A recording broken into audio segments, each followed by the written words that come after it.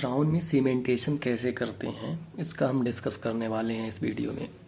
तो GPT-8 की क्या डेफिनेशन है कि सीमेंटेशन ऑफ क्राउन एक प्रकार की प्रोसेस होती है, एक प्रकार की अटैचमेंट की प्रोसेस होती है जिसे हम सीमेंटेशन कहते हैं, सीमेंट कहते हैं।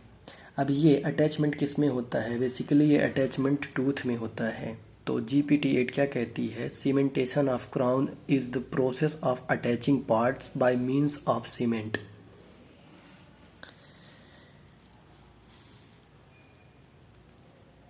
जो क्राउन होता है,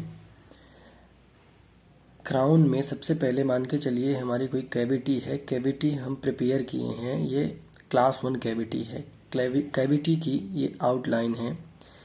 इस कैविटी में सीमेंटेशंस के एक स्पेसिफिक फीचर होते हैं। मान के चलिए यदि हम एक्सेस अमाउंट में ज़्यादा यहाँ पे सीमेंट इस्तेमाल कर दिए हैं या ज़्यादा सीमेंट इस कैविटी में फिल कर दिए हैं, जिसके कारण एक्सेसिव अमाउंट ऑफ मटेरियल हो गया है, जो कि एक हार्मफुल होता है टूथ के लिए, जिससे अक्लूजल जो होता है, डिस्टर्बेंस होता है।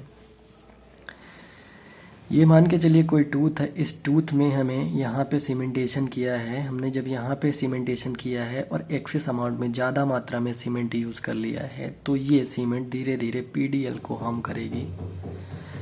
कुछ टाइम बाद यह हमारे बोन्स में पहुँच के बोन को धीरे धीरे ख़त्म करने लगेगी।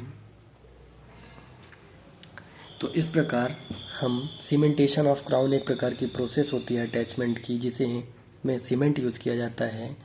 किसी भी कैविटी के प्रिपेयर करने में यदि हम एक्सेस अमाउंट में सीमेंटेशन कर देते हैं, एक्सेस अमाउंट में सीमेंटेशन करने के कारण वो हमारे जिंजाइवा में और प्लाग, जिंजाइवा और प्लाग दोनों को एक्यूमुलेट कर सकता है। जिंजाइवल में जो होता है, जिंजाइवा धीरे धीरे इरेगुलर और लॉस होने लगेगा जिंजाइवा का, और प्लाग के कारण केरीज के होने के चांसेस बढ़ जाते हैं।